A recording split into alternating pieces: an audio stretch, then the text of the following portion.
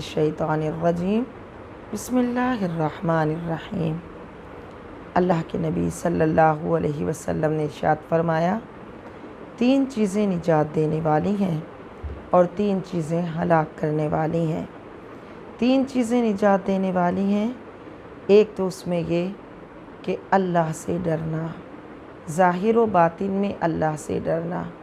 یعنی جس طرح سب کے سامنے اللہ کا خوف رکھنا، اسی طرح تنہائی میں بھی اللہ کا خوف کرنا۔ دوسرے یہ کہ خوشی اور ناخوشی میں حق بات کہنا، یعنی چاہے کوئی خوشی کا موقع ہو یا ناخوشی، یا پھر یہ کہ وہ شخص اس کو وہ حق بات کہنا اس وقت چاہے کتنی ہی کڑوی لگے تو وہ حق بات ہی کہے، یا پھر یہ کہ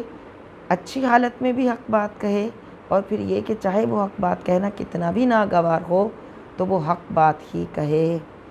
اور تیسرے یہ کہ احتیاج کی حالت میں درمیانی چال چلنا، یعنی میانہ روی اختیار کرنا،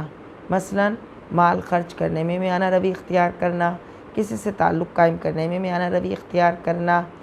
اپنے معاملات میں میانہ روی اختیار کرنا، نہ تو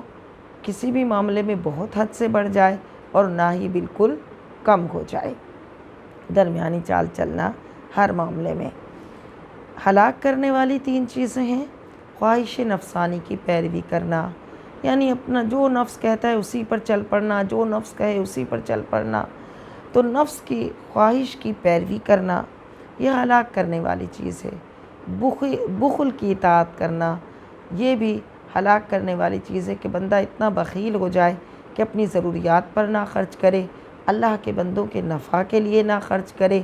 اپنے دینی اور دنیاوی معاملات کی درستگی کے لیے نہ خرچ کرے، تو یہ بھی درست نہیں ہے، یہ بھی بات ہلاک کرنے والی ہے، یہ عادت بھی ہلاک کرنے والی ہے۔ اور تیسری یہ کہ اپنے نفس کے ساتھ گھمنڈ کرنا،